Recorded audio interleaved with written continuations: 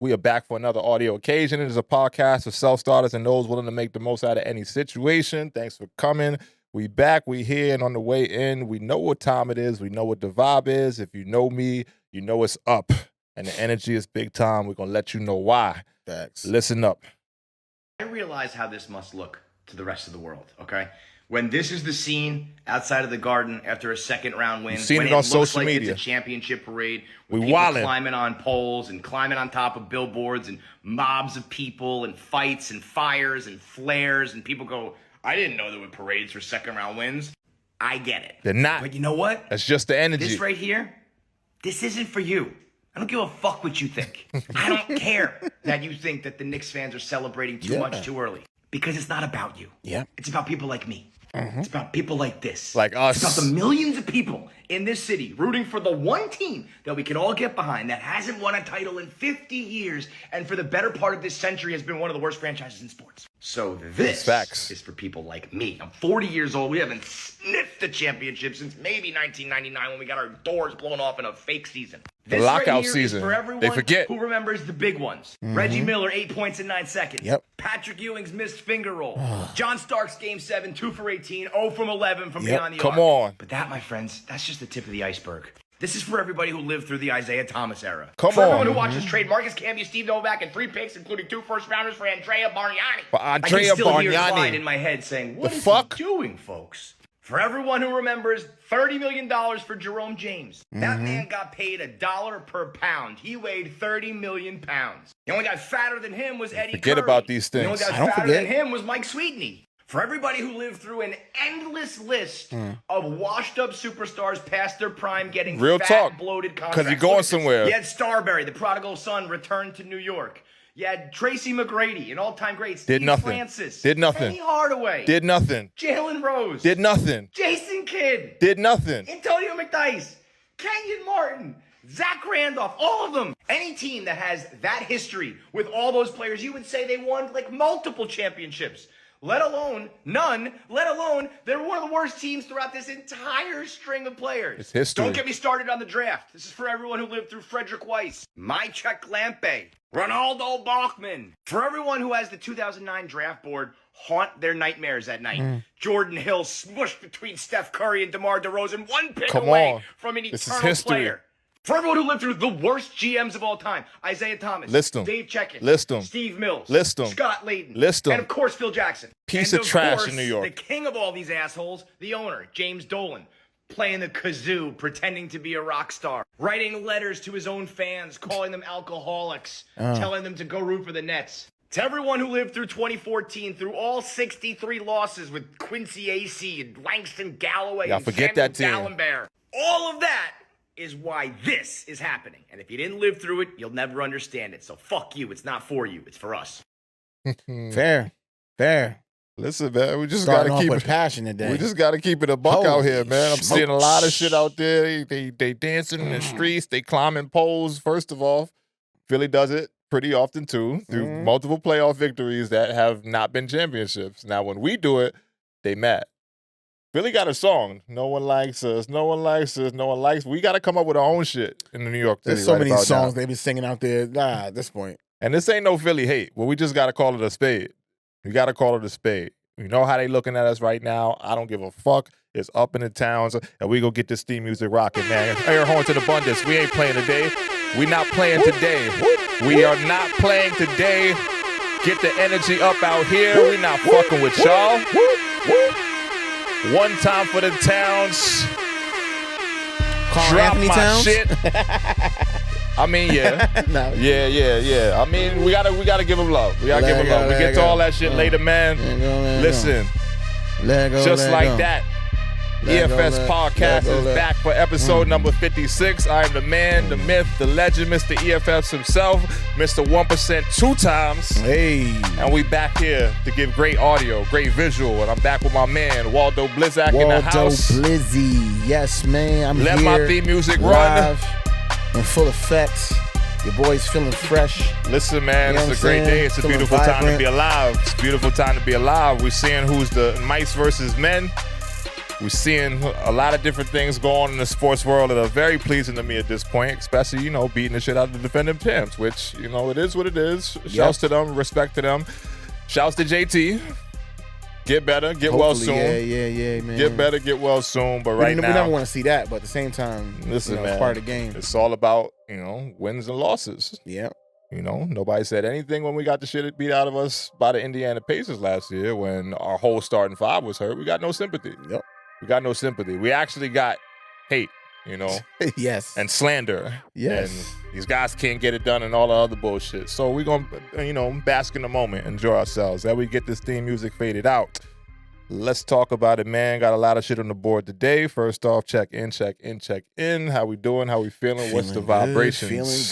Feeling good, man. Vibrance, man. Just happy to be here, back in this space, man. I was saying earlier on the pre-pod, like, I'm happy we cultivated this space, man. It's a beautiful space to have.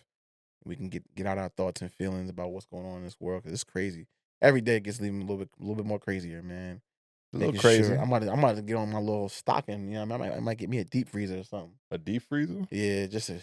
Oh, you mean like the bug out bag or whatever they call it? No, not that. I'm talking about like a deep freezer for the crib. Like you can stock all your meats and all that stuff up. Oh, okay. Yeah, just I'm looking at everything just like on the writings on the wall. I don't know about y'all, but I'm like, with the tariffs and everything like that, let me get my deep freezer. I'm just gonna say that. I mean, give me a deep. I want to be ready just in case if anything happens, I'm good to go, man. Guard yourself mentally, physically, spiritually, financially. But I'm not worried. I'm at peace, man. I'm good. I'm really feeling. Yeah, man. Can't live in fear. Vibes. No fear. Can't live in fear. Never ignorant. Never, naive. But never no fear. Can't live like that. So you good? Yeah, man. You good? I'm good. Yeah, everything is you good. All right, man? How you been? I'm all right, man. In the midst of a lot of different things, trying to make sure I get shit rolling towards the right direction. Yeah.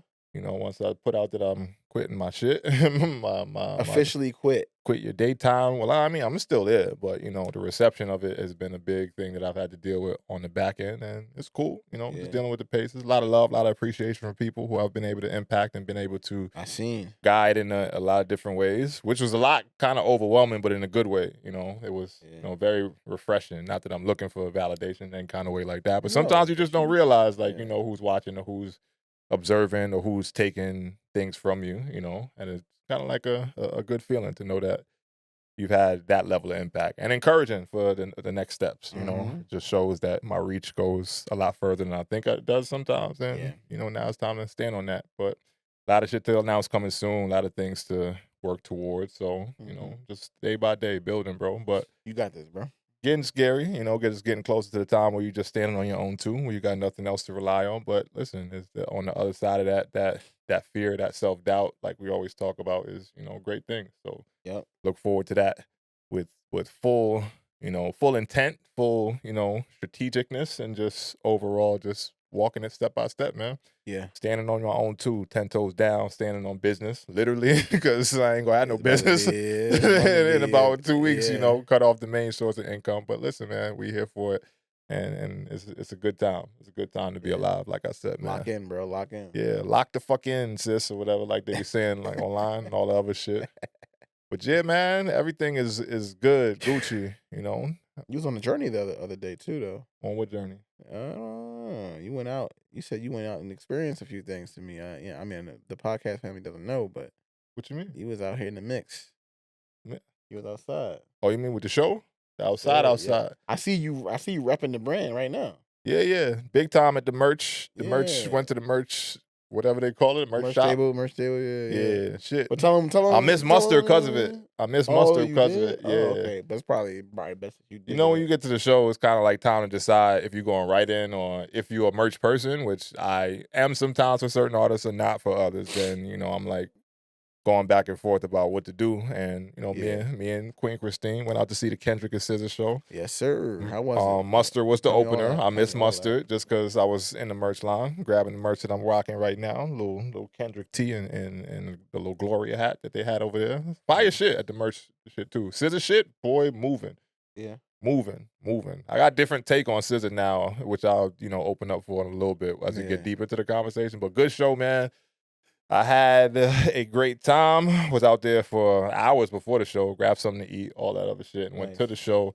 And it is anybody that is hating on Kendrick at this point, to me, it's just it looks delusional, and it actually shows that you're trying to go out your way to make it, known that you ain't really messing with him for whatever Right. your reasoning is. When I tell you packed, bro, like I believe it. packed. Was Like it Lincoln Financial, right? Lincoln Financial, the Yeah, Philly his show was the stadium. one I went to right after he went up to New York Stadium. and did his thing, which Yeah. is a little bit, past from now, but I'm definitely gonna give him his flowers on our next time back on audio. Listen, man, I'm talking about word for word, like word for word, the whole stadium for the whole show. Long ass show too, it was like 3 hours. Like, and that's a long set. And they did a decent little back and forth thing, which I like how they kind of set it up, because it then made me appreciate that the artist that SZA is even more. Okay. Just because I ain't really seen SZA fans come out in droves like that. Like Kendrick, I know. Kendrick is Kendrick. He's legendary. He's my, king of hip hop right now. Definitely, I think, has a case for it for real with everybody just from the run he's on. But, we knew Kendrick was going to bring the Phenomenal run, people though. out, But I think the Kendrick and SZA aspect made it a greater show overall, just because it was so much back and forth energy, because the guys, obviously the ladies love Kendrick too. And not for nothing, I've seen a lot of niggas in there just singing SZA word for word, which amazed me too. I'm just like, she got hits, yo. She got hits. she got slaps. Yeah. But even still, just having them do the back and forth, it was like nobody got anything that they, as far as it showed energy throughout the length of it, nobody was really missing like throughout the experience. Like it wasn't like Kendrick went on first, SZA came after, or SZA came on first and Kendrick went after. There was tag teaming back and forth. So while Kendrick the whole was show. the whole show. It wasn't like an opener, and like Buster was an opener. He just basically spun. I could hear that shit from outside the stadium in the at the merch line. Yeah. So he was just spinning shit, and then the show started pretty much on time. It started right when they said it was going to start it, which is great. Shouts to them for that. Round of applause. Yeah. Definitely putting on a great production. Yep. Not keeping the people waiting. Very Professional as hell out there. Early crowd was in anticipation. Kendrick drops the first record. He comes What's out the to first thing he comes out to? Whacked Out Murals. Oh, so he starts off with the bangers from Current. Yeah. So open that up. He goes into his whole first set. They do the collab joint, the 30 for 30 joint. Kendrick goes away. SZA does her set. They come back. They double back, do another joint. And then it goes back to Kendrick. And then they go eight. They was connecting with the collab joints and then giving that. the next person a chance to do their own. Wait until it way at the end of the That's show. smart, because it gives every artist, both artists, the time to take It gives a them break. both the time. And you Take a saw break. you saw the people who was really there for K-Dot, which was a lot of people, of course, but then you saw the people that was really there, yo, I'm coming for the SZA show.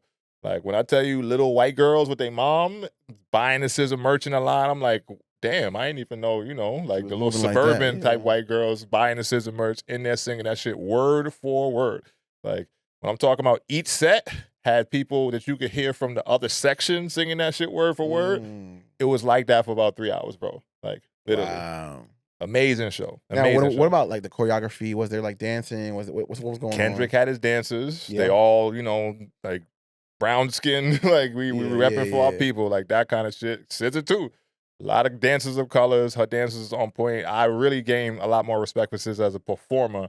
And me and Christine was talking about that shit ahead of time, because there was like rumors out about how she was like lip singing or like not really singing.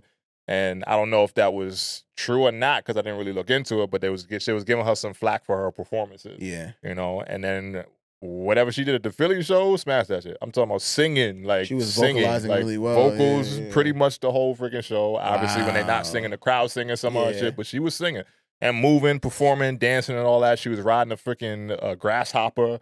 She had some shit that connected her, so she was flying up. Yeah, bro, that shit was tripped out, because all shit is the bugs. Yeah, I know. So her whole set was like around just like nature and bugs and all that shit. Interesting. And she came out on a motherfucking grasshopper, bro, and was riding that shit while singing. Like a grasshopper bike?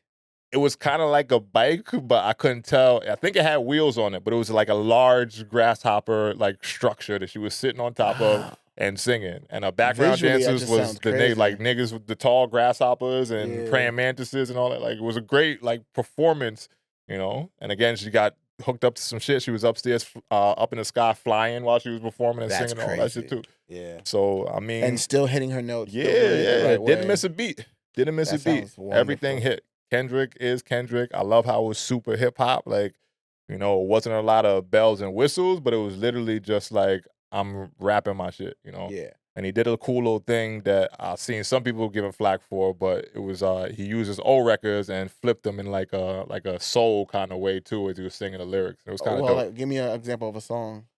Like Mad City. He did the Mad City lyrics, okay. but it wasn't the track for Mad City. It was just literally like some soul, like snap type shit, like you know. And he was singing along, and he had the dancers behind him going along, and he did a couple of records back to back, like back that, and he was like, "Yeah, let me check out, you know, and see if y'all know my shit." You know what I'm saying, like that. Yeah. That was a dope little set he did. Like it was a fire show, man. Fire show. Interesting. Well worth the money to go see. I mean, if you're a concert person, which I'm not really, but you know, certain people I'll pull out for, pop out for, and that was I definitely wasn't mad at the experience. Now I saw on your gram you had a moment where they had the phones out and the whole stadium was like, yeah. What was that? What was that to? That was All the Stars, I think. Okay. Was what I posted. Yeah, but it was a couple. I think they did that for Glory as well. But yeah, when they took All the Stars, everybody pulled their phone out. They had a big little thing in the middle that shot up to the sky, and you saw like light beams going up in the sky. They was on the little risers, the shit that like was above the crowd, like the stage floated up, and they was standing on that shit performing. Yeah, great show, bro. Great show. Top to bottom. Yeah. Not mad about it at all. Not mad. Sounds like it's worth it, man. Listen. Yeah, man. So flowers, you know, if you follow the Kendrick Lamar Bible account, then you see like all the cities doing that in cities to cities, moving around. I see he's out here in Seattle, I think, last night. But round of applause for that show, man. Great experience. Had to come on here and give you love for that, Kendrick, K-Dot, the man. But yeah, overall, great experience. Yeah. You know, nothing really bad to say about it other than just my feet hurting by the time that shit was over. 3 hours here still on your feet. That's a long time. Yeah. You know, had to take a little walk during one of the scissor sets, go grab some fries, come back and recharge myself. Recharge your batteries, man. Yeah, get back to it. Nah, for sure. Definitely, yeah. It wasn't a cheap show though. No. It definitely wasn't cheap. Tickets wasn't cheap, you know. But still, like if you're getting to see SZA and Kendrick and DJ Mustard, that I mean they can headline a show themselves. Yeah, I mean the each stadium. of them headline a show. The stadium vibes, man. You know how it is, man. Those prices gonna go up, and it's gonna generate a lot of freaking revenue. Trust me, like that.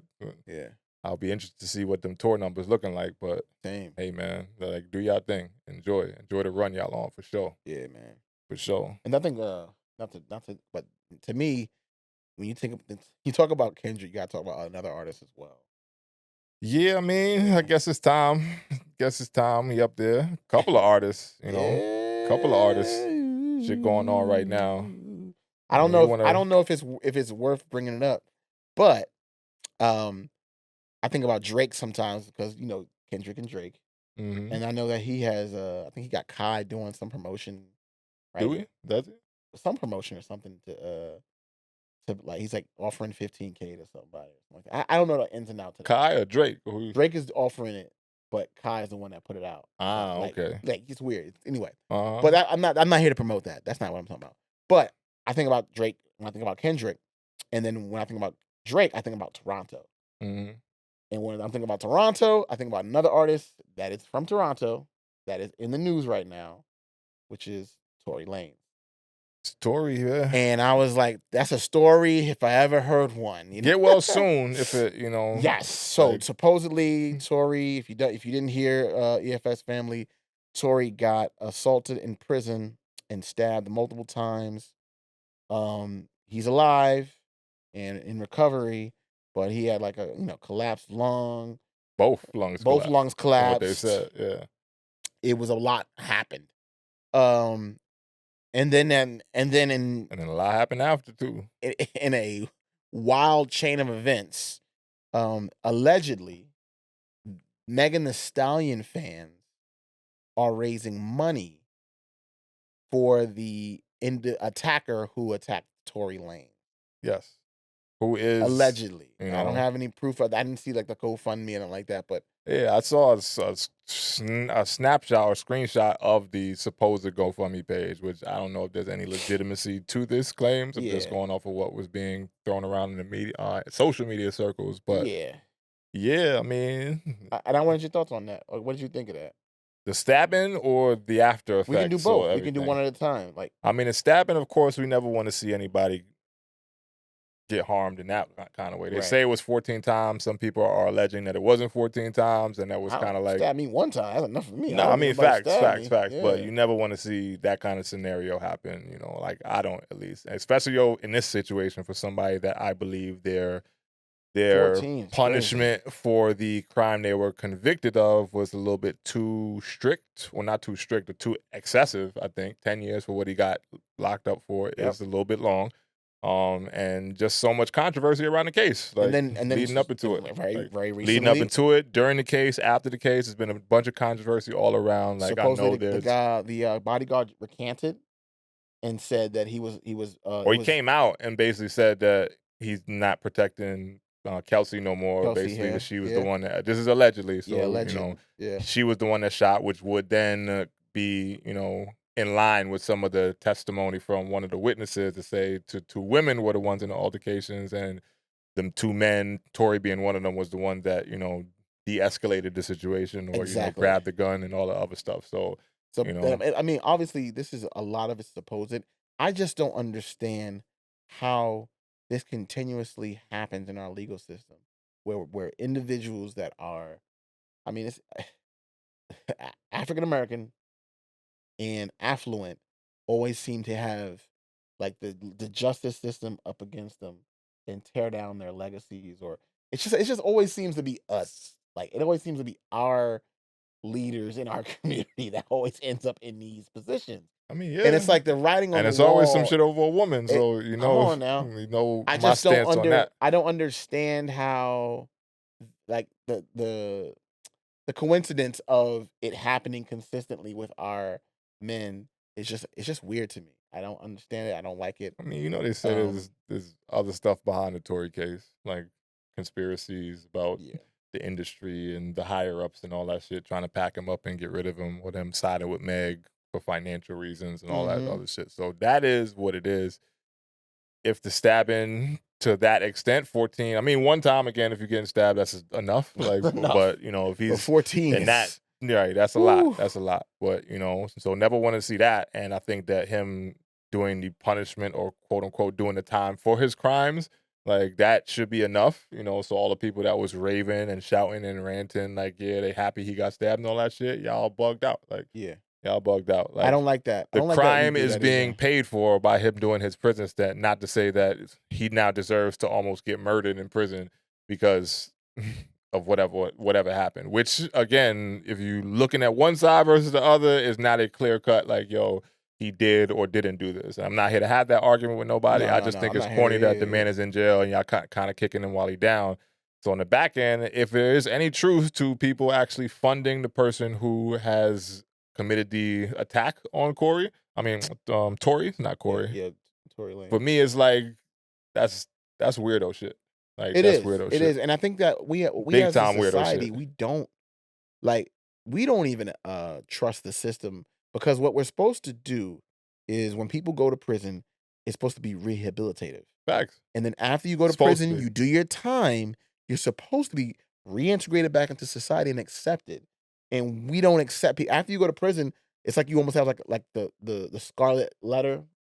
Right, it's that red A on you, like that. It's forever marked on you. Mm-hmm. You'll never get that stain off of you because you committed a crime at one point. Mm-hmm. But you serve your time. You did what you're supposed to do. You're supposed to be rehabilitated and back in society. And we're supposed to be forgiving and accepting of you back into the society. That's never the case. And that's shown even in this example when they're paying someone who attacked another. So wait, it's okay. It's not okay for him to attack Meg, but the attacker can attack Tory. Right. It's like what side of morals and where and is the right moral? or wrong do you stand on? Like, And where's the moral? To me, that's just selective, and you want to support because you a stallion or a hot girl or whatever. You drive the boat or with all the other bullshit. Like if it's wrong on one case, it's wrong on the other case. Yeah, no one should put their hands especially on anybody, for the charges that dude ended up getting convicted for. The dude that stabbed Tory. Right. I ain't gonna go into all them here, but dude is a sick. He's a He's a little bit of a person. sicko, a little bit of a sicko. So if there's any kind of support for that, just because of, and I don't know what started the attack. Like, none of that has been confirmed. Yeah, they didn't say that out there. So whatever the reason was, if you're now supporting this man on the back end just because of some shit, you're like, you're a weirdo. Like, I'm sorry. And it's just, I'm calling a spade a spade. If you think that's cool, if you like that kind of shit, like, you're a weirdo. Like, you're a weirdo. And this generation is full of them. Like, that's my initial reaction to seeing that kind of shit. And there's not any kind of support, or I ain't got a dog in the fight. Do I like Tory Lanez music? Yes. One of my, favorite newer artists that, was lit and out here doing his thing. So, yeah, I like his music. Do I like some of Meg shit, the club shit and all that? Yeah, sure. I wish them both success as far as artists and all that. I have no personal, attachment to either of these people, but I just think it's weirdo shit on principle when you are then trying to support someone who did that, just because you're a fan of the other person, and whatever went on, you feel like he's getting what he quote unquote deserved. Like, it's weirdo shit, I think it's from one weirdo to another. I think there's a lot of more weirdos, and I'm learning more about the weirdos of this world with this whole other case we got going on with Diddy shit, the diddler. The Diddy case has exposed way more than I felt comfortable knowing. That's the crazy.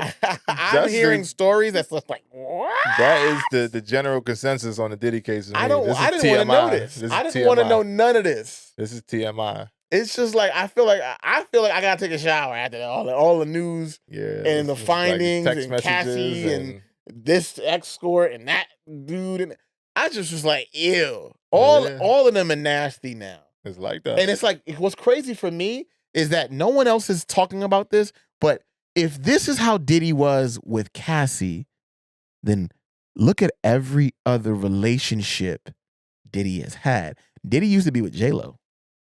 Oh, yeah. I mean, well, it's Hollywood or the music industry. What I'm saying is, like, they all are some weirdos. All of them. I think all of them got some nastiness in them.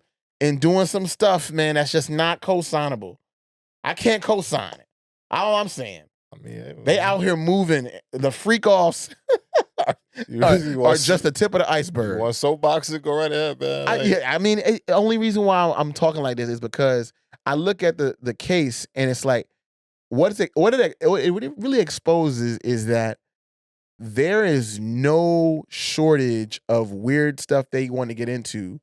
Once they get to that level of money, that amount of money, they start asking for the most outlandish and weirdest fetish type stuff in terms of how they move in their personal and sex life. I feel that. I'm not saying that you're wrong in that, and I do think that the higher levels you go, the more that behavior and that lifestyle becomes prevalent. Yep. But I know some people with not that much money that be into the same type of shit. that doesn't make it any better. They be into the same type of shit. Make it better. Swinging and, you know, all that. Like, that's just, it gets to the point now, I'm like, all right, yo, I understand why I'm not in Hollywood. I don't want to be in LA. I don't want to, you know what I mean? Gas prices alone. But now add that layer, I'm cool, man. I'm off that, man. I'm staying right over where I'm at, man. Listen, man, I don't need to go to a Diddy party. I take the financials.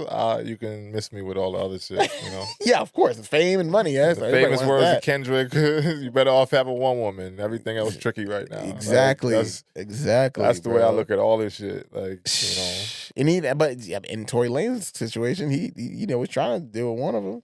And then it turned into... Tory was trying to deal with a little bit too many. He doing Not to kick a man while he's down, but again, you better off having one man.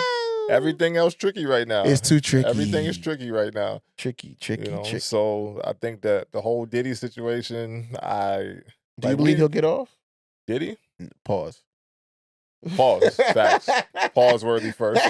But I don't know, man. They say the feds don't miss, or they rarely ever miss. So anytime you're going up against a federal case, it's a steeper hill to climb. It is.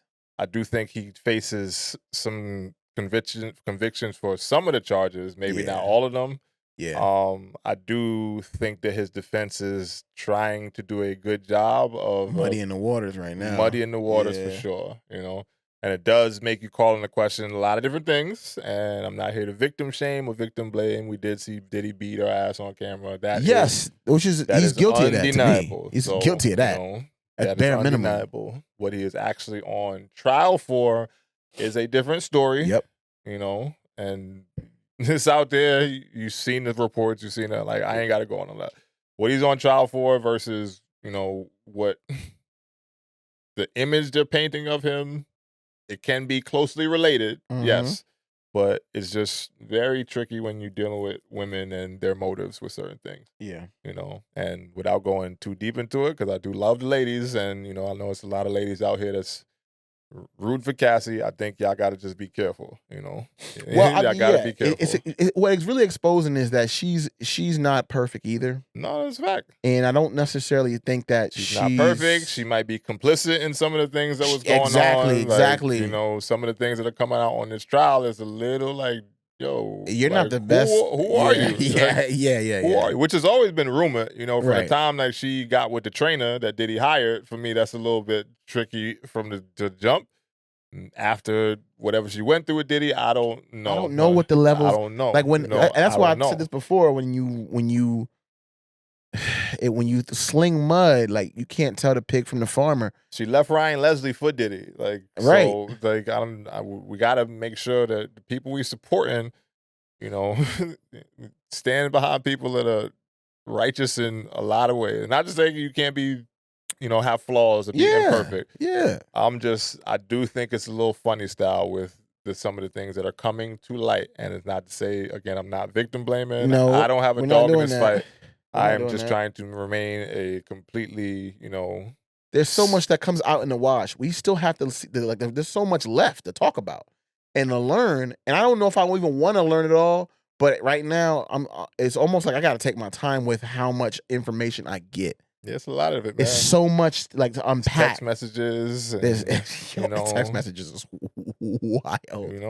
And I'm learning now that it's like the more you peel back the layers, it just shows that there's just too much mess to clean up this situation. Yeah, it's very messy. It's so much of a mess that I think for me, there's a chance he does less time. They're gonna get him for something. They're gonna get him for something. They ain't doing all this shit to not get him on nothing. He's gonna get a lot less time than he could have gotten because of. I mean, the things they got to prove are very that's drastic. Unless you got a lot of smoking guns and a lot of actual tangible proof. It's a little tricky with some of the shit that he's getting accused of, especially with his then partner. Right. So, I leave that to the court systems. Diddy is Diddy. Yes, is he an abuser? Yes, we know that. Is he a manipulator? And certainly, yes, we know that. So I ain't here to get into all that. I'm just saying right now, the way things have opened up with this trial, it is the water is very muddy. Yeah. The water is very muddy. And I don't like to put my support into something that is that messy. Women should be safe. Women should not get their, asses beat, they hands put on them and all the other stuff. I am not anyone that supports any of that kind of behavior. But I do think this is a very muddy situation that, I think they're both at fault in a lot of different ways. Or at least she's complicit. I want to say fault. I just think that she fault is fault. I'll take that that word off complicit, the table. Yeah, like there was a lot of complicit behavior between those two, and but again, I don't know if that stems from the fact that she was afraid because he did assault her.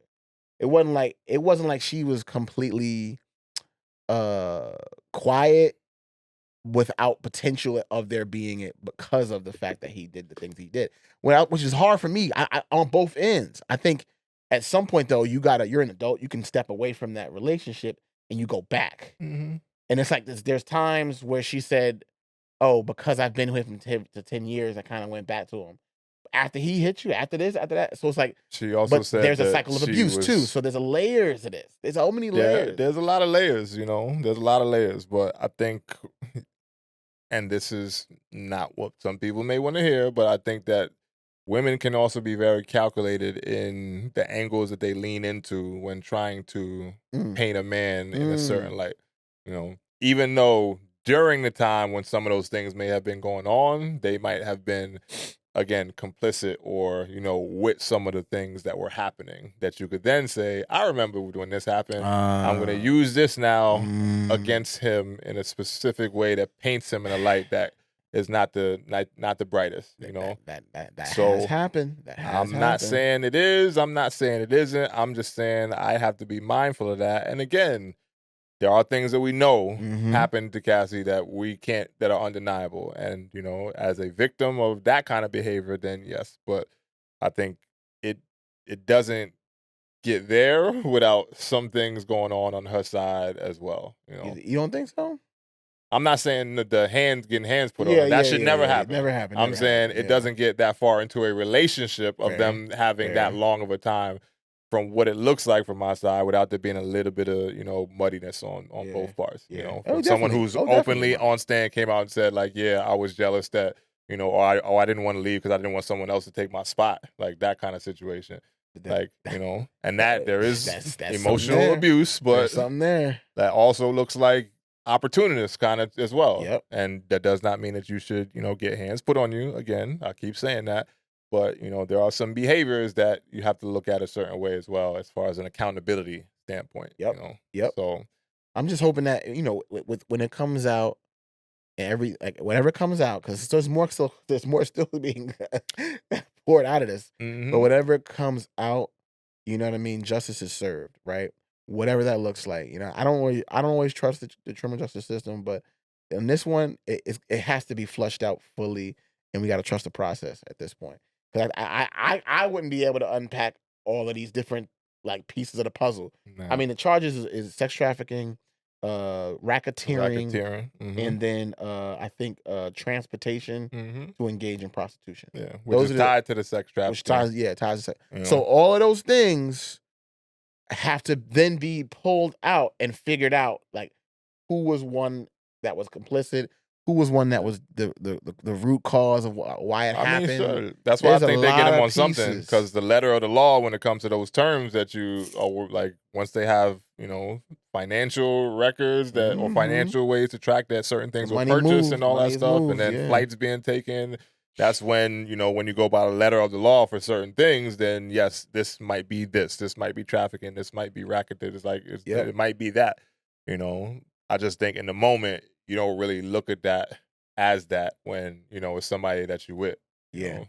If me and my girl, you know, not to say that this is the case, if me and my girl like to get into freaky shit, then yeah, it might be some shit like that going on that could look a little bit crazy later when it comes to, you know, legal proceedings and all that. Right. So, you know, but again, it's always difficult for me when I see these cases, just like with Shannon Sharp, where we got, and it's quiet for that now. I ain't heard shit about that recently. I don't know what's going on with that case. I ain't heard nothing about it recently. But again, at least not on my timelines or my feeds.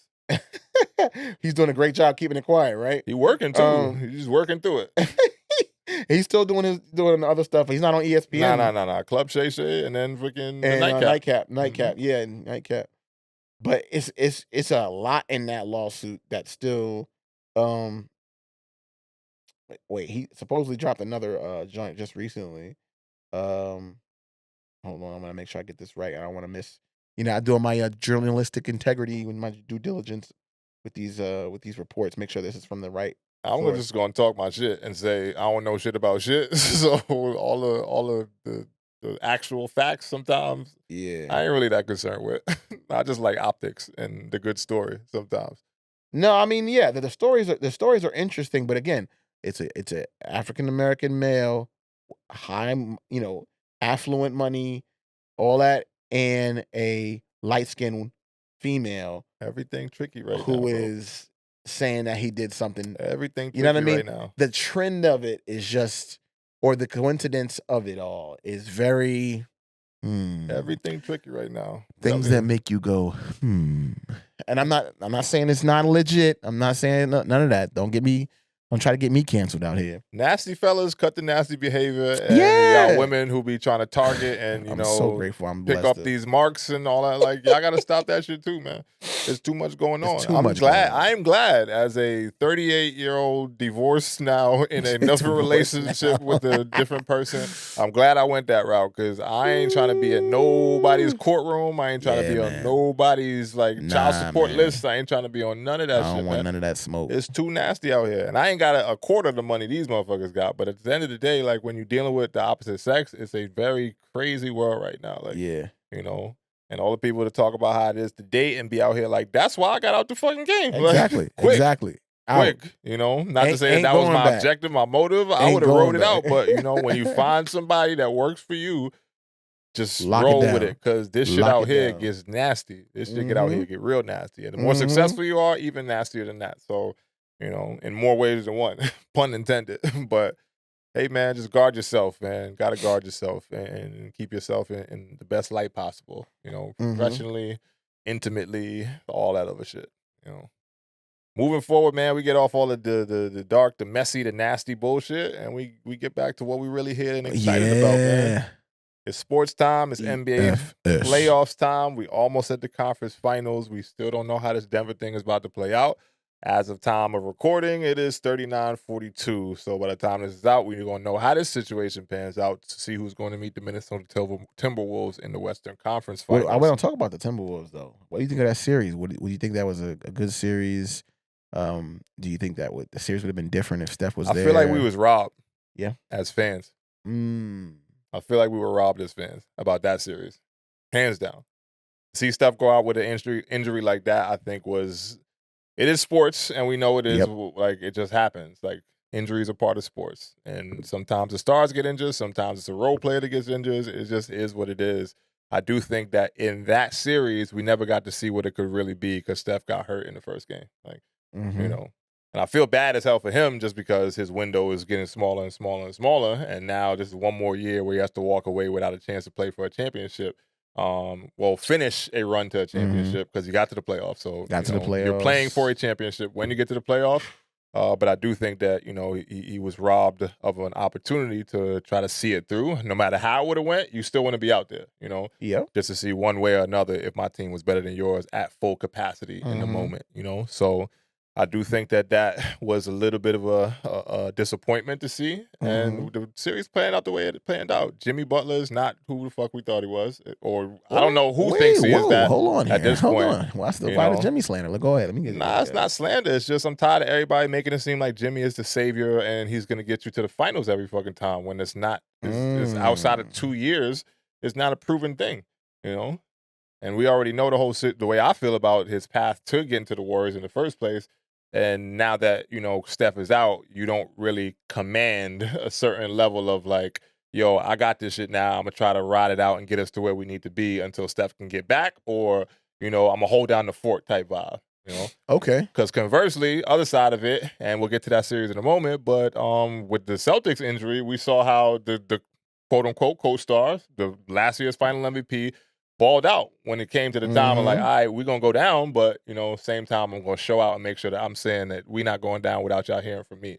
We ain't get that from Jimmy. We got a bunch of passive. Hold on, wait, hold on. Let's not say he didn't put it in because on the one game he did 33 points. One. I mean, I'm not saying he didn't do what he could do, you know, but I'm saying he did a fairly good job of still representing himself, you know, in a good way. Again, he's one man. I don't think he is who he was 2 years ago. I agree with you in that. But that's not him not wanting to or have the desire to. I just don't think he has it in him to do it. That's what I'm saying. Yeah, he's not who we thought he was. Like, yeah. He's not who, like, or he's not that. I'm not going to say who he thought he was. I've always looked at him in a certain kind of way, and I think a lot of people, like, they overstate some of his, you know, capabilities or his, you know, ability to impact winning off of a smaller sample size, you know. Okay. Smaller sample size. I think that the bubble shit was the bubble shit. Right. I don't really count that bubble shit for much, you know, and you already know that with the whole way I feel about the Lakers. I mean, you can hate on that bubble. I'm not hating on it. I'm just saying I don't count it for much, you know. Yeah. And the next time he got back to the championship, like, it was what it was again. So you got 2 seasons where he rode things out and made a run. Outside of that, we don't have a lot of quote-unquote playoff Jimmy to say this is how he's going to respond in these kind of situations all the time. Yeah. You know? And we saw that. And I know he's older. I know he's not the, you know, as young and sprightly as he used to be and all that other shit. But when your co-star is out, who's just as old or older than you, and we're expecting him to have a big impact, you're this next guy up. I He feel like you is got to next have a up. different mentality about the game, and I know things change on the scouting report when Steph's not out, but I don't really see much of the I'm gonna go get it in him. You know, a lot of passiveness, a lot of trying to do the right things and just make the right plays and all that. And I'm not saying go out there and be selfish as a basketball player, but your team needs certain things out of you. If you don't have Steph out there, your scoring has to increase exponentially for you to have a chance to win the game. I'm just looking at the team as a team as a whole, though. They're trash. The roster's trash. Yeah. So I'm not. I feel you, but I'm looking at the Warriors. Warriors without Steph is the Warriors without Steph. It's that's what. Yeah, it's not the old Warriors with the teams that he had before. Exactly. He's like Steph and the Whalers. Like, Steph and the Whalers is crazy. Like real shit. Like, but I look at Draymond's not putting numbers up. You know that. You can't expect that. He's not. Draymond. I know, but that's what I'm saying. Been that. He's never been that. So what? But playoff Jimmy Butler never gave you 30, 12, and 10. He never did that. He's dropped 40. He's dropped close to 50. He has, but younger, yes, but spurts. This is why people say playoff Jimmy. But playoff Jimmy is still in effect when he scores 33 in one game. One game. That's what I'm saying. Like, so what was you expecting from playoff P though? What was your thoughts? Like he was supposed to get him playoff P? Who? Like Paul George? Nah, I'm saying playoff P. I'm sorry. Playoff Jimmy. Okay. What was you expecting playoff Jimmy?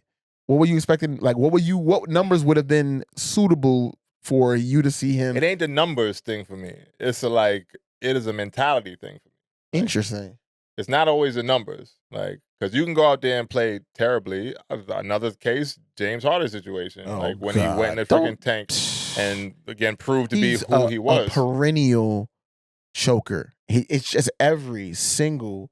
I'm not saying Jimmy choked. I'm just saying that it's a mentality thing. Like when I see certain moments happen and then you don't, and it goes back to kind of LeBron. Like LeBron had that same issue and sometimes that issue now when it's a mentality thing. When he lost to the Dallas Mavericks and he was 0 for whatever in the fourth quarter, like passive, passing the ball, trying to make the quote unquote right basketball player. It was like, bro, you are the fucking guy right now. I'd rather see you go out guns blazing than just accepting that you versus a bunch of bad pieces on the roster are going to get it done. Like, yo, stop talking about my teams like that, man. There's a bunch of bad pieces. I ain't saying LeBron. I'm saying the Warriors in this scale. Like, we know their roster is bad. Like, that was the issue before they got Jimmy. They went on a run to get into the playoffs with Jimmy. They got in? No, they did. They did, in respect to that. But I'm saying when the top dog goes out, you have to have somebody. You either got to do it by committee, collectively, or you have to have that second person step up and carry you there towards a victory. And that's the hard part for me because I'm feeling like if we're thinking Jimmy Butler was going to carry the team, we got the wrong guy for the job. I didn't think that. That's why I said to me it is what it is. He is who he is. So I wasn't expecting much once I saw Steph go out, which is why I said I feel like we got robbed as fans. I agree with that, but if we're taking that same thing, did we get robbed with the Celtics? Yes, but I don't give a fuck. I don't give a fuck in that case. You don't care, yes. I don't give a fuck in that case. Comparison. I'm like, wait a minute. Yeah. Same thing happened on the Celtics side. They're number one. Sure. But I'm biased. Yeah, you're biased. I'm operating in bias here. Like, yes, I don't give a fuck. Because like I said earlier, nobody gave a shit. Long as you admit we got our ass beat by Indiana last year, and OG Anunoby went out with a hamstring. And Jalen Brunson's hand was broken. Like, this happened to us, and we lost. Nobody cares when you lose in the playoffs and you're injured. They don't put that in the record books. Who won, who lost. If you remember, you remember, and if not, then you don't. Nobody's even thinking about that shit 3, 4, 5 years later. So the whole Jason Tatum thing. Bad injury. It is bad. At a bad time. It is horrible. I seen all of New York. And I was having a little bit of conflicted feeling because New York went in on his ass when he wore the constructs to the Garden, and how he wore them, and saying like that was bad karma. The Timberland guys came back and got him. Like I saw all of that talk. As a basketball player, knock on wood, all of that. I don't like to see injuries of that magnitude. Never. Especially taking players out of the complete. So again, we did not get to see how that series would have panned out.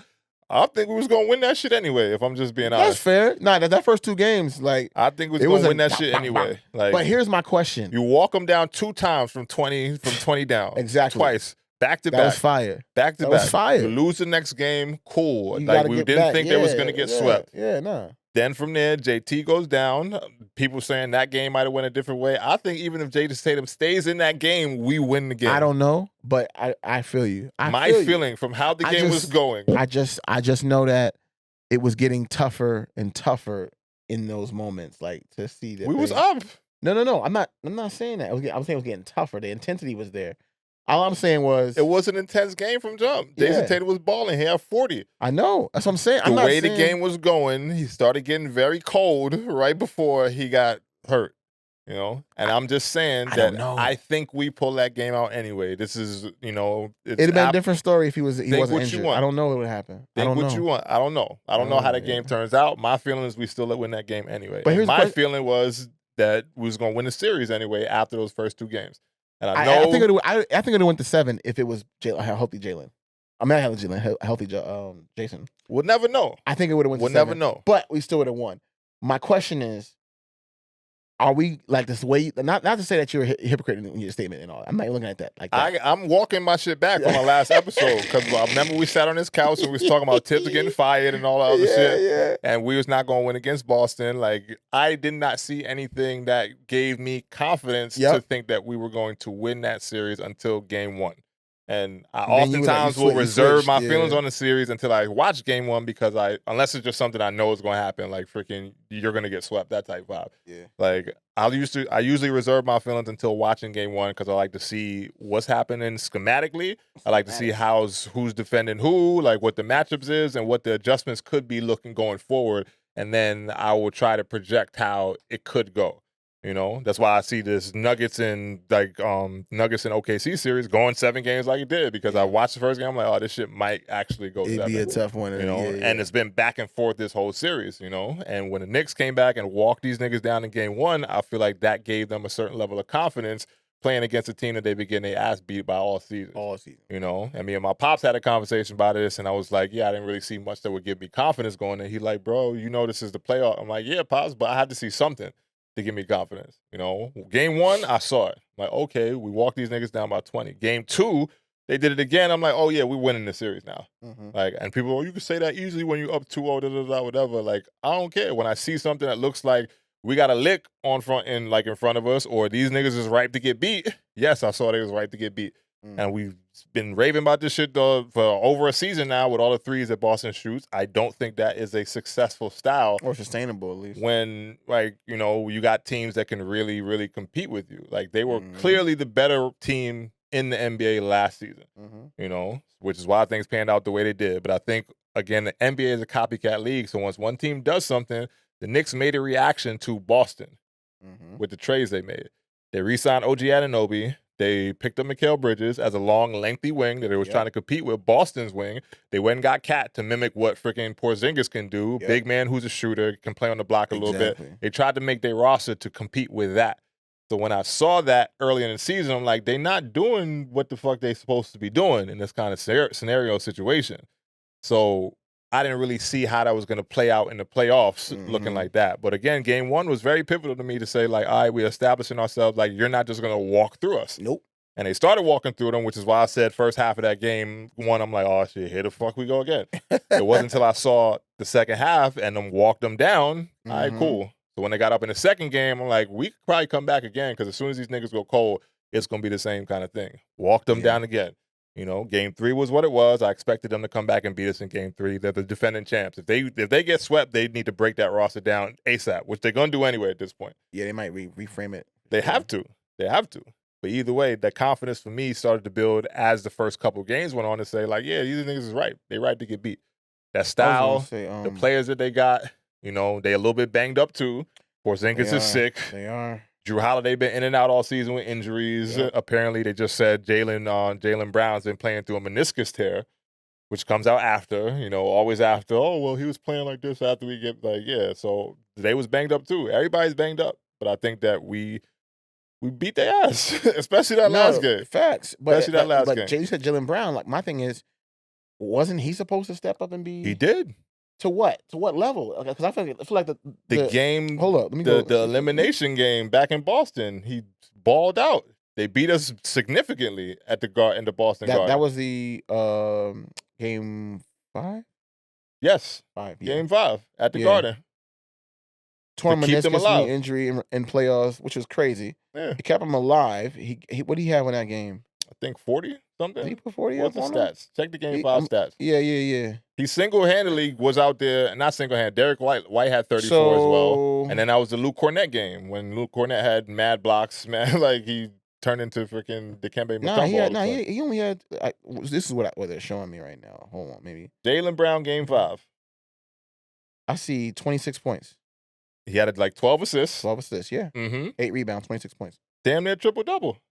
That's a triple-double. In a win where, again, collectively, like I said, you either do it by yourself or you do it by committee. He made sure that the committee had his contribution to it, to where he had his, I think that was his like career high in assists that night. But every other game, everything was running through him and Derek White. Derek White got hot early, stayed hot throughout the game. Every other game, he's doing 20s and 19s. Every other game, when? That series.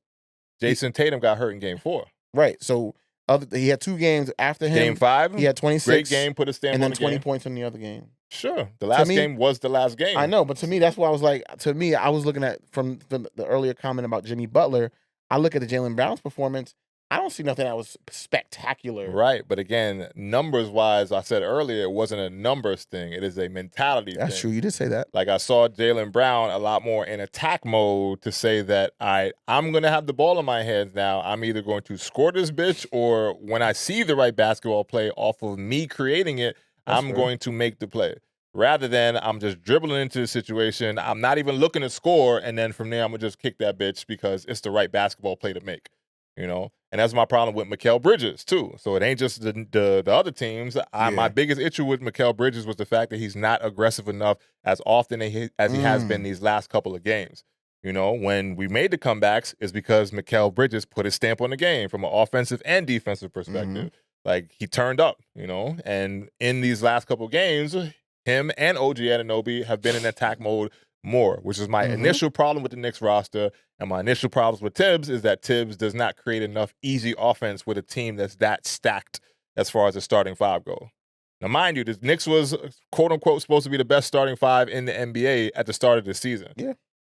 Played well through the first half of the season. They got beat up with injuries and all of that shit. Remember, this is a team that multiple people on the team scored 40 up until a certain point of the season. Right. Like, so that kind of roster, for me, you have that much more potential than other teams. So when you're not making the most out of that potential, then I started to take issue with that, and I said it is a schematic thing because I feel like Jalen Brunson has the ball in his hands way too much in certain situations when he has other people around him that are that dynamic, you know? Yeah. Like, when you got that on your roster, you shouldn't have to rely on Jalen Brunson all the time. Like, rock out, let him be Mr. Clutch when Mr. Clutch needs to take over the game. Is that officially his nickname now? Hell yeah, facts. Mr. Clutch. 100%. So I saw this now more so in this series. So I think that we found something, which is why right now I'm putting my stamp on we're going to the NBA Finals. Oh, so you're saying you're breezing past Pacers? I ain't going to say breeze. I say 6. Knicks and 6 again. Knicks and 6. Knicks and 6. Because of the alliteration, or because you think the both. Pacers I think it's can lit get to say, and I think we're going to light the Pacers up. Like, okay. Especially after last year. We got history there. You know, the last time they went to the finals, they had to go through the Pacers. Last year, they got beat by the Pacers. It's always been New York and Indiana in those tough 90s battles. Like, I love the fact that they're the ones standing in between us and our first finals run since 2000. I think it's interesting because I think if they come out with, you know, vigor and ferocity, big words for the day. Yeah, they can get the dub over the Pacers, but if they lose that first game, it's going to be a blow. We got home court advantage. We got home court. I don't mean you can't catch an L on the home court. Of course, I think that plays in our favor throughout the duration of the series, but I also think that we ain't gonna come to fuck around with the Pacers. Like, nah. The fact that they knocked off Cleveland is big. It is, but Cleveland, come on, they're unproven and, you know, not battle tested. Banged up. Yep. Another team banged up. Darius Garland was out for a lot of that series. Freaking Don's ankle was messed up from what they saying and what, you know, the reports were and all that. So they was banged up as well, but Cleveland was not really battle tested and all that shit they was doing in the season, which looked great in the regular season. A lot of that shit gets exposed in the playoffs. It does. You know, and I think that the Pacers have they play hard. So that's one thing that's going to overcome a lot of mistakes and a lot of, you know, it's going to give you a little bit more room for error when you play that hard as a unit. They're well coached, so I'm not going to take away any of that contribution from the staff as far as schematically putting the players in position to be successful. But on the other side of that, I do think that I don't know if all that shit is going to work like that with the Knicks. Like, Damn. I don't. I think that up and down style when they played the Cavs led to the games looking just like it did when the Cavs were getting the doors blown off them because both teams play fast. So if you're not playing fast with your full capacity of your roster, then it's going to stick out. You know, it's going to stick out. And they got past them. They breezed past them pretty much. I think the Knicks just need to slow the game down and work with what the fuck we got. Put the ball in Mr. Clutch's hands. Cat, get off that bullshit to where you're just shooting threes the whole time. Use your big ass body and fucking punish people in the paint. Like, yes, do that. You saw it worked when we started winning games in the series. Every game that we won this series, you started to play more like, or at least the later games. A true center. Because game 5, he wasn't really on shit. But, you know, the shit that you need to do is use your advantages. Down low. And that's why I openly say I hate Cat's game because I don't think that he plays his advantages much. And shooting the ball is an advantage. Yeah. I don't want to make my bones as the best shooting big man in the league. Like, I'm sorry. I don't. Not when I'm 7 fucking feet. Like, they'd lead that to somebody else. I'm sorry. But I think that this series we need to slow shit down a lot more because Pace is going to want to run up and down. I think we use our wings. We got long wings. OG Anunoby's a good defender. I think him or Mikal needs to start on fucking on Halliburton. Yep. You know, rattle him out the gate a little bit and slow the game down. I think it wins if we keep the score under 110 average. Okay. And playoff scoring usually drops a little bit more. Hopefully we can keep them under 100 in a couple games, and I think that lends in our favor even more. Because I think defensively, outside of game 5, where we got the doors blown off us, and the first 2 games in the first half of those games, I think defensively we showed that we can lock up with the best in the league, you know, and that's what I'm hoping to see this next series, which is why I think we walk past them, you know. Yeah, you know, 6 games. I'm excited to see that, and then we got whoever's obviously going against Minnesota. What do you think Minnesota can go to the finals? Or? I think they line it up, man. The leagues and the powers that be, and if you buy into all that shit, I think we're gonna see Wolves and Knicks in the finals. The Wolves and the Knicks, which is poetic after the trades. Both finals. Teams had the big trades with it's very poetic. Carl Anthony going over. It's very poetic. You know, Dante DiVincenzo. He has to face his rival team. Yeah, so I would love to see that. I don't know if that'll be the case, but I would love to see it. Also, I don't mind seeing OKC and Knicks as well because it's blue and orange versus blue and orange, which is interesting in itself to me. We're gonna see. I do believe either team, they're going to be tired and banged up. Because to get to the finals, I realize how many stacked teams is in the league this season. I'm like, man, there's a lot of stacked teams. It's like everybody has 3 players that are just really like, to me. Not everybody. That should be. Should be, yes. I didn't even finish my sentence. 3 players that are at least recognizable and or household-esque. They're not like, they may not be the star, but they have a signature shoe and you know them from something on every team that's at this point in the semifinals, right? Go down the list, right? There's a name that you're kind of familiar with and can bring it home, right? On each roster? On each team. Not Indiana. What? You got Tyrese Halliburton. Mr. Overrated, which he's proven that maybe he's not right now. Maybe Maybe like you're right on Indiana. Maybe right on Indiana. I'll pump the brakes on Indiana. Miles Turner, Pascal Siakam.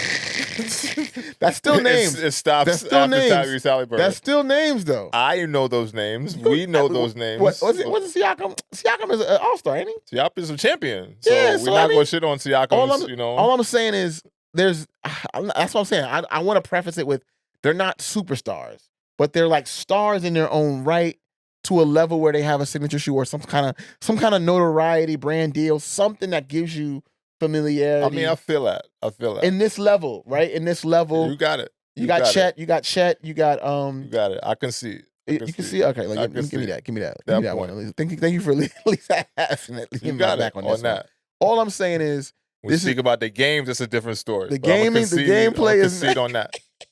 The gameplay is different because there's a lot of niggas that don't be that good out here, and this is not saying that I'm that good or anything like that. No shots. Breaking it down, but I'm gonna leave it alone, man. I'm trying not to be. Not everybody could be Michael Jackson. Not everybody could be Prince. Somebody got to be Lionel Richie.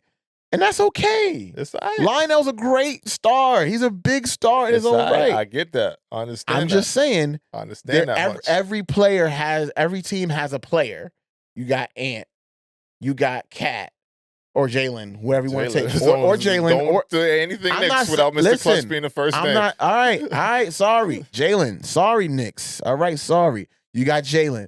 You got Joker, right? You got Jamal Murray. Right, you got Chet Holmgren. That's the Joker. you got Russell Westbrook, future Hall of Famer. That's to me a third person though. You know the name. That's all I'm saying. I feel you. I'm not saying that the play level is there. I'm just saying the names that's what I said. are associated. Yeah, my hands is up. Everybody has a third, like a 3-pack, right? And I love that for the league because it wasn't too long ago. Last year we were saying the league is dog water.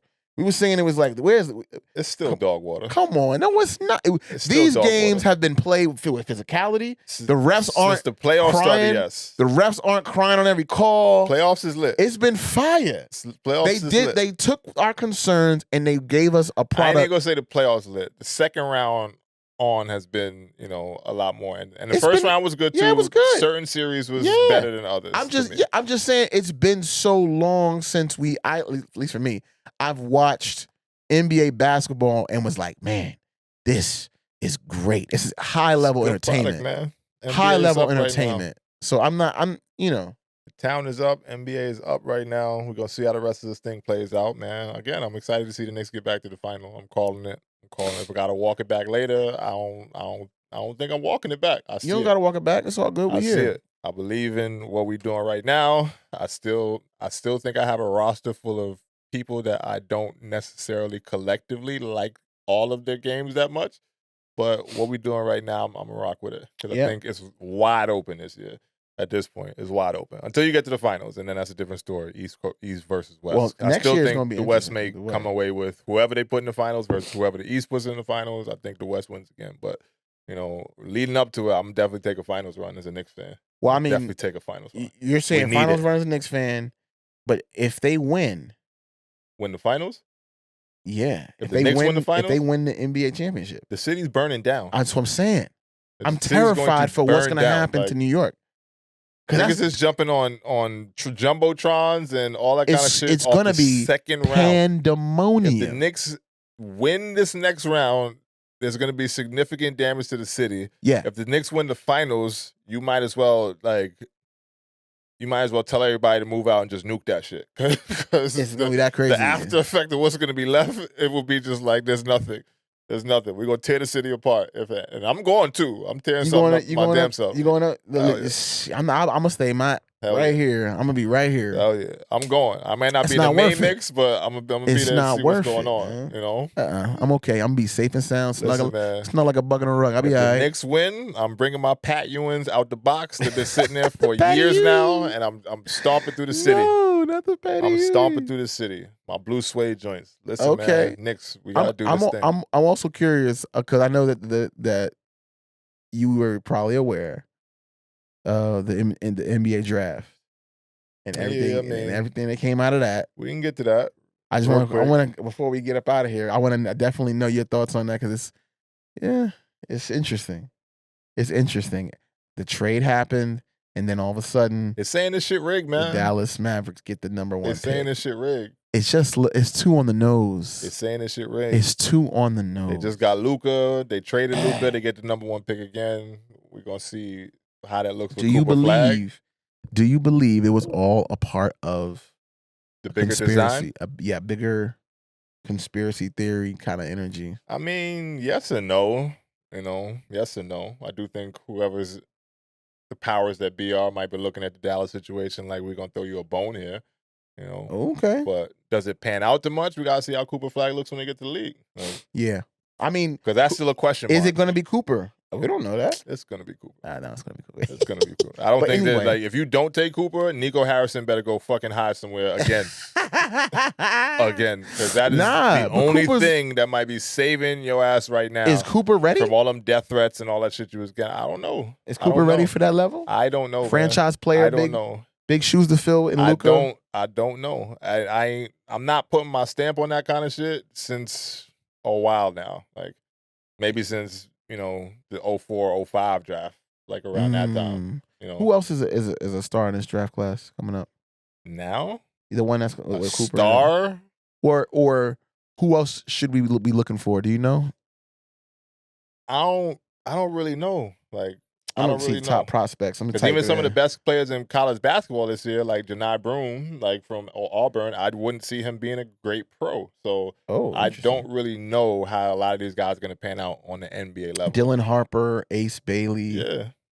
Hey, I like Bailey. He has a league game, but again, 6'10", I don't really know how these guys are going to pan out. Rebounder, I don't know how Cooper Flag is going to pan out. Defensive. I think they're setting it up for him to pan out well. He was on Team USA last year, running around with the GOATs and all that other shit. And was holding his own respectively. Sure. So I think that, they trying to set the runway up for him to be the next guy, but I don't know how it's going to pan out for Cooper. He definitely has to play to I a gotta level. See year one, year two. So he's gonna be a Maverick. So I'm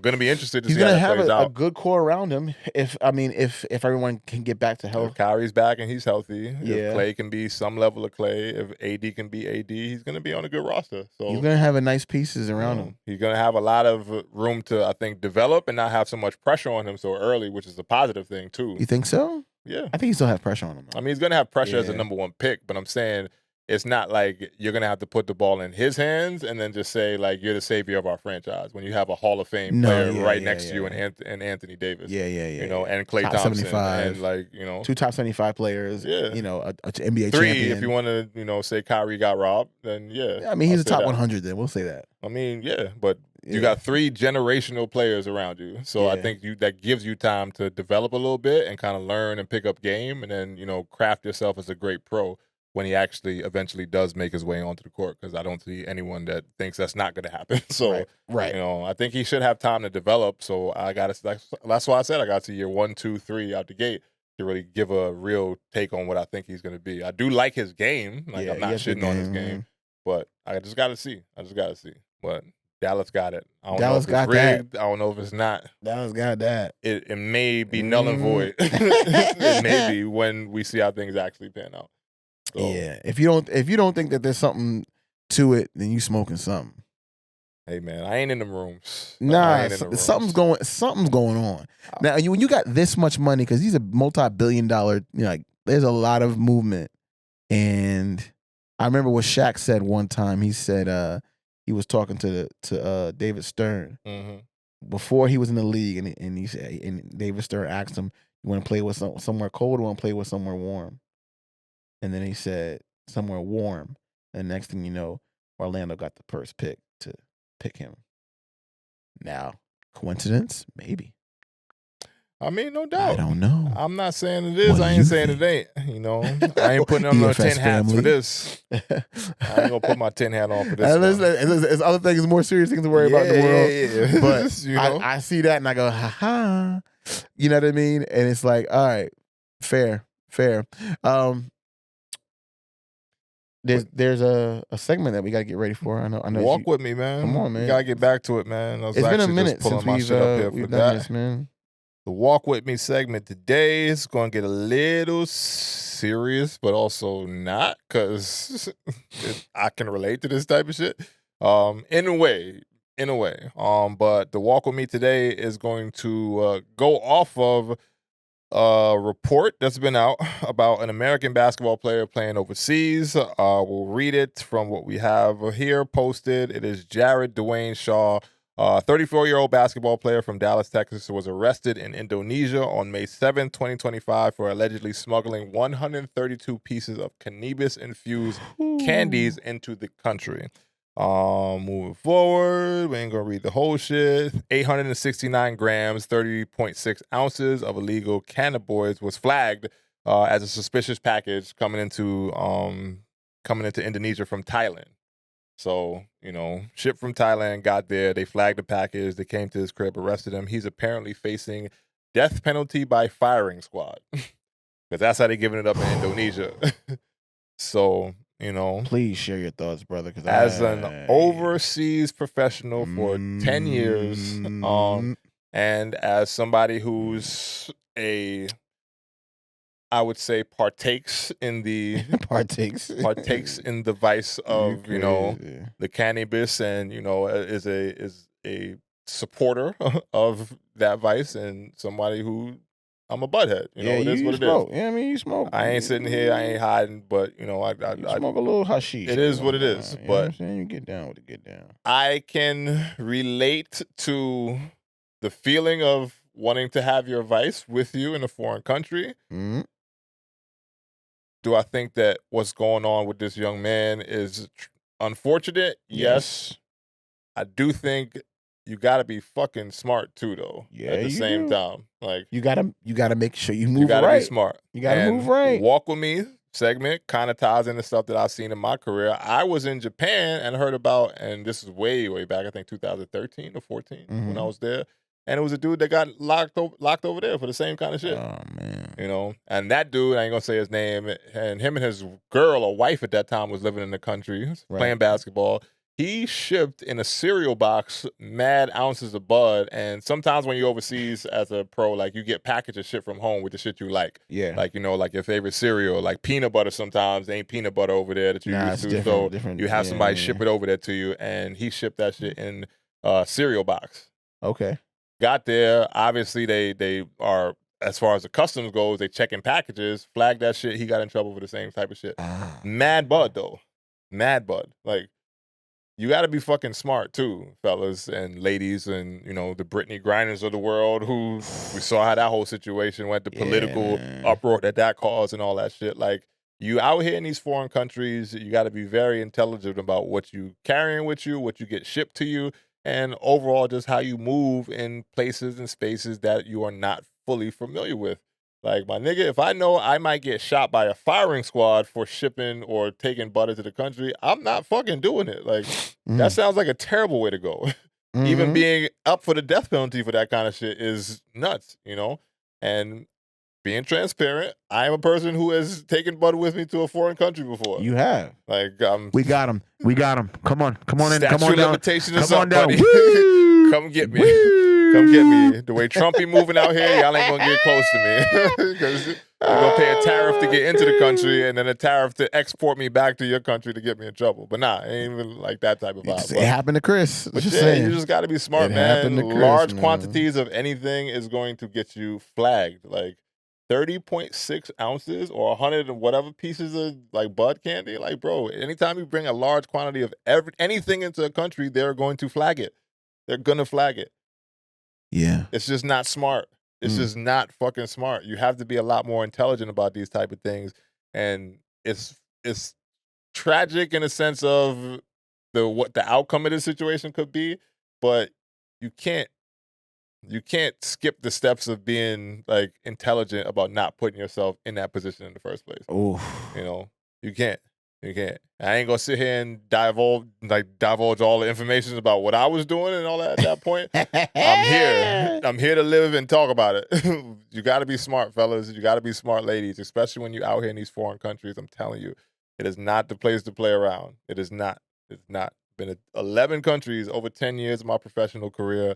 I've seen a lot of different customs. I've seen a lot of different law enforcement agencies. I've seen a lot of different rules from place to place to place. It's not the States where they just think bud is cool now.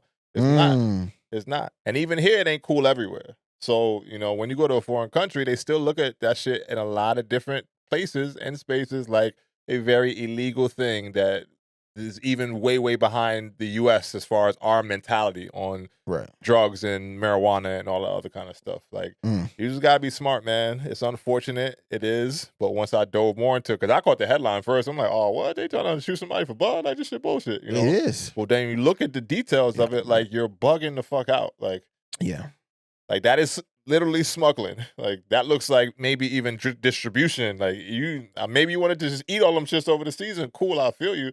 But when you're carrying that much, bro, it looks like you're with intent to distribute. Like, when they look at you like that kind of, like, you on some drug dealing shit, they just saying he shouldn't die for that, though. He shouldn't die for that. For sure. Yeah. For sure. I agree with you, but he shouldn't die for that. I don't mess around like that in other people's countries. That's fair. Like, that's fair. Or at all, really. Because anything that I'm moving around with is for personal use. Like, I mean, but personal. yeah, but you're talking about the value of life versus the laws you break. I don't know why the breakdown of Yeah, that's wild. of their system has gotten to the point where it's that strenuous. I know that in Singapore you can't chew bubble gum or something like that. Like some of these laws be like It is. It's a Yeah. little extreme. it's but extreme, but if you're going to you gotta sign a respect other contract cultures. to go Yep. play in that country, you have to deal with the extreme things. I've Yeah. seen a lot of things in my career, in my time. I've seen racism. I've seen sexism. I've seen different things in different countries. And I'm like, whoa, like, okay, I'm over here with it. That's not my terrain. That's not my territory. I am a hired employee for the club that I'm playing for at that time, for whatever the length of my contract is. I'm going to do my best to walk the straight and narrow so that I don't get in a position that I might not end up coming back home for. Yeah. Whether because I'm locked up over there or whether because I catch the death penalty, which seems extreme, very, very extreme in this case. It is. But again, I don't even want to be anywhere near that type of shit. No, I don't. Like, Neither do I. you know? Neither do I. And not for nothing, all the countries that I've been in to where I've, partaken and all that shit have some of the most lenient policies on butt. Mm-hmm. The most lenient policies. Yeah. When I was in Japan, I'm no thanks. I'll see you when I get back. Yep. The tree's still gonna be there when I get home. The bud I'm will Gucci. be there. Like, I'm not playing around in certain places or certain spaces. So for me, you just got to be more intelligent, man. And I understand if that's your vice. I'm not here to vice shame. I'm not here to paint that picture like you. Like it's just you got to be smart. Just be smart. And Yeah. that's this. Well, I'm praying he much as I can doesn't say. lose life over this, and I'm praying that it I all hope works it's out. just they plead down or whatever they do to a Whatever, lesser I don't charge. think this man should be facing a firing squad for Bud. Like, that's a little bugged out. Mhm. Indonesia, y'all a little that's a little extreme to me. Hey, But I can't tell you how to run your country. I'm gonna let y'all have it, but I I got definitely don't. I wouldn't want to be in that position. Move And, strategic, man. You got to move strategic. Yeah. I wonder how much he's getting paid to be a player out there in Indonesia. Probably not much. And to lose his life potentially Probably over not much. playing basketball in a foreign country and not respecting the laws of that country. What came to my mind, and I don't know if he played in Thailand or some shit like that before, because I know sometimes you gain connections in countries that you carry with you as you go to another country. But you're from the U.S. and you ship Bud from Thailand to Indonesia. Like, how does that happen? Is my thing. He might have had connected out in That's what I'm Thailand when he played out I there. haven't tracked his career to see where he played. My feeling is he might have played in Thailand, know somebody that knows somebody like, yo, send those to me. Or maybe his package got rerouted to Thailand and came to Indonesia. I don't know. I don't know. I don't have all those details. I'm just going off of what's presented to me. To me, you're bugging if you're trying to ship that much into it, thinking that they're not going to flag the package and really look into what's in there. Like 132 pieces of anything coming into a country. And I know it's candy, but bro, when the shit looks away, so somebody's gonna look through it when it comes from certain places too. Yeah. So I don't know. But I don't know either. I'm excited to see unfortunate how this plays out. And I'm not excited like I'm looking forward to it, but I'm saying like it's a very interesting story, but it speaks to how we are letting, poor decision making affect us. This is a black man. You know what I mean? I'm always gonna look out. I want to look out for a black man, and especially when it's someone that's connected to the sport of basketball. You know what I mean? There's a lot there. Man, I see a lot of bros, man. I see a lot of myself in the in that story a little bit. Overseas in the waters, man. You got to be careful. Yeah. Somebody who did it for 10 years and made it back and lives to tell the stories about it. You got to be careful, man. Yeah. It ain't sweet to just be moving around in countries thinking, shit is sweet. We don't. Another situation, another dude just got beat up, jumped over there. One of them Eastern European countries. For what? I don't know. I don't know. In a club, out, got into a fight, and I've been in them situations too. Shit happens over there to where you gotta really be worried. There's a couple nights overseas, and I'm like, I might go to jail tonight, type shit. if I put myself in the wrong position, like, no, for real. I don't want that. I got homies that I still talk to nowadays, every so often, that went to jail overseas. Like, wrong place, wrong time. He ends up getting in a bad situation, and then from there they cuffing your ass and taking you in. Like, I've been in fights in clubs. I've been in situations to where the guys there, the local guys, are jealous, and you're the one person in the town that might end up taking their girl, so then they got a vendetta against you. Like, it's all kind of shit you got to be aware of over there, man. This shit looks sweet sometimes when you're hopping off planes and going to play basketball here, there, and everywhere. But again, it's a lot of things you have to factor in to do it successfully for a long time without getting yourself in a world of trouble. Yeah. You know, niggas that died over there in the wrong situations. A few years ago, I forget how many years ago, but it was a dude that got jumped in Russia, died, like, got beat up, brain trauma, dead. Like, so you gotta be careful, man. You gotta be careful and move with a certain level of strategy. Yep. And just understand your surroundings. You know, and that's the only advice I can give you. You know, coming from personal experience, and that's that on that, man. Wow. Yeah, man. So that said, on the way out, it's quote time. Oh, it is quote time. Quote time. Then we'll breeze out of here. I'm trying to figure out which quote. He's OKC Thunder looking like it's gonna be Thunder for sure. Yeah, looking bad out here for OKC. Yeah, but hey, game not over. But we'll see. I'm trying to think. What should I land on? I'll leave it to you to answer that. You want to leave on a philosophical note, or you want to leave on a straightforward note? You know what I'm saying? Like straightforward, man. Straightforward. Give it to me straight. Pause. We should not be upset that others hide the truth from us when we hide it so often from ourselves. We should not be upset that others hide the truth from us when we hide it so often from ourselves. And that was from Classroom of the Elite. It's an anime I bang with a lot. Go check it out if you get a chance. Okay. But it's a dope joint. Word. Yes, sir. Word. So let that sink in on the way out. Man. As always, as we wrap this thing up, we'll tell you to guard yourself mentally, physically, spiritually, and all things in between. But for now, EFS Podcast episode number 56 is out. Catch you on the next go around. If you made it this far, don't forget to like, comment, and subscribe. Forgot to say that earlier, so definitely do that for us, please. And catch you on the other side. Peace. Appreciate y'all, EFS. Later. Family. See ya. Knicks, in 6. You bitches. Later. You gotta be a bitch.